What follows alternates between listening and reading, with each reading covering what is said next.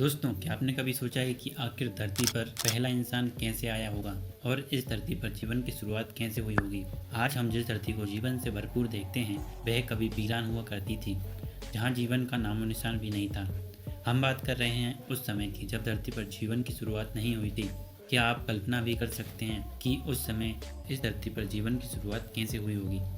अगर आप भी इन सभी सवालों के जवाब जानना चाहते हैं तो यह वीडियो आपके लिए ही है। लेकिन उससे पहले अगर आपने हमारे चैनल को सब्सक्राइब नहीं किया है तो जल्दी से चैनल को सब्सक्राइब कर लीजिए। कहा जाता है कि धरती की उत्पत्ति एक बहुत बड़े विस्फोट की वजह से हुई है। लगभग 5 अरब वर्ष पहले अंतरिक्ष में कई प्रकार की गैसों के एक साथ मिलने से एक भयंकर विस्फोट हुआ था, जिससे आग का एक विशाल गोला बन गया था, जिसे हम सूर्य कहते हैं। यह धमाका इतना जोरदार था कि चारों तरफ धूल के कण फैल गए और गुरुत्वाकर्षण बल के कारण यह सभी धीरे धीरे एकत्रित होने लगे।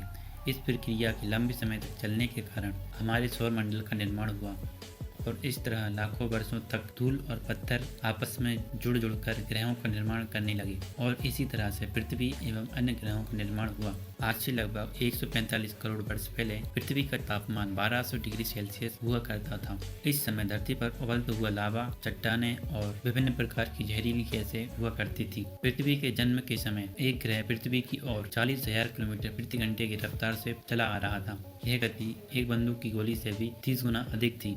जब यह ग्रह पृथ्वी से टकराया तो एक बहुत बड़ा विस्फोट हुआ। इस विस्फोट के कारण पृथ्वी से बहुत सारा मलबा बाहर चला गया और वह ग्रह पृथ्वी के अंदर समा गया। हजारों वर्षों के अंतराल में वह मलबा जो पृथ्वी से बाहर निकला था उसने एक अन्य ग्रह का रूप ले लिया, जिसे हम चंद्रमा कहते हैं, और यह पृथ्वी का चक्कर लगाने लगा। चांद के निर्माण होने से ही पृथ्वी पर एक नए युग की शुरुआत हुई। चांद धरती को स्थिर रखता है और इसके कारण ही धरती पर मौसम परिवर्तन होता है। चांद होने के कारण ही पृथ्वी अपनी धुरी पर अच्छे से घूम पाती है। आज से लगभग 440 करोड़ साल पहले धरती पर इतनी गर्मी थी कि धरती पर पानी की मौजूदगी संभव ही नहीं थी, लेकिन वायुमंडल में पानी की भाप अवश्य मौजूद थी। कई लाख साल बाद जब धरती का तापमान धीरे धीरे ठंडा हुआ तो धरती पर बारिश की शुरुआत हुई और इसके कारण धरती पर तालाब, नदी, झरने और महासागरों का निर्माण हुआ। लेकिन अभी भी धरती पर किसी प्रकार के जीवन की मौजूदगी नहीं थी। 380 करोड़ साल पहले महासागर के नीचे एक जीवन की क्रांति की शुरुआत हुई। सबसे पहले बैक्टीरिया के रूप में जीवन की शुरुआत हुई थी, जो कि काफ़ी समय तक धरती पर रहा था और बैक्टीरिया के द्वारा ऑक्सीजन की उत्पत्ति हुई। इन बैक्टीरिया द्वारा इतनी ऑक्सीजन की उत्पत्ति हुई कि धरती का सारा वायुमंडल ऑक्सीजन से भर गया। इस ऑक्सीजन के कारण पृथ्वी पर जीवन की उत्पत्ति संभव हो सकी।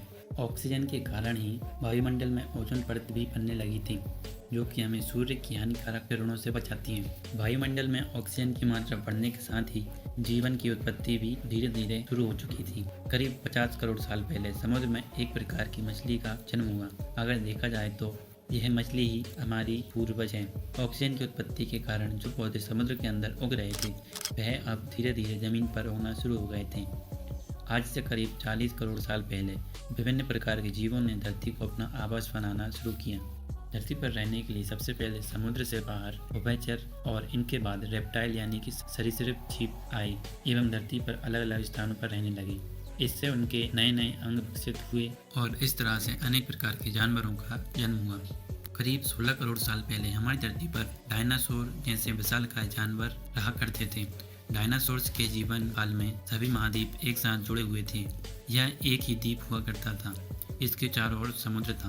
वैज्ञानिक बताते हैं कि लगभग 6.30 करोड़ साल पहले एक विशाल उल्कापिंड धरती से टकराता है और पृथ्वी के वायुमंडल में धूल के बादल छा जाते हैं, जिससे सूर्य की किरण धरती तक नहीं पहुंच पाती है।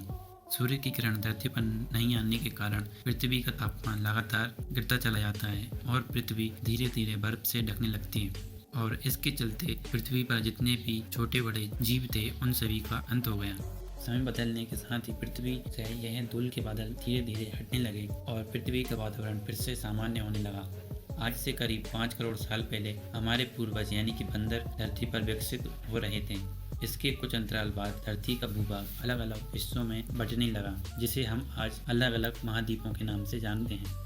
बंदरों से लेकर इंसान तक के इस सफ़र में एक दिन नहीं बल्कि करोड़ों वर्षों का समय लगा है और यह विकास आज भी जारी है। दोस्तों, आपको यह जानकारी कैसी लगी कमेंट बॉक्स में ज़रूर बताइए और अगर आपने अभी तक हमारे चैनल को सब्सक्राइब नहीं किया है तो वीडियो को लाइक करके चैनल को सब्सक्राइब जरूर कर लीजिए। हम मिलेंगे आपसे अगले वीडियो में एक नए टॉपिक के साथ। तब तक के लिए नमस्कार।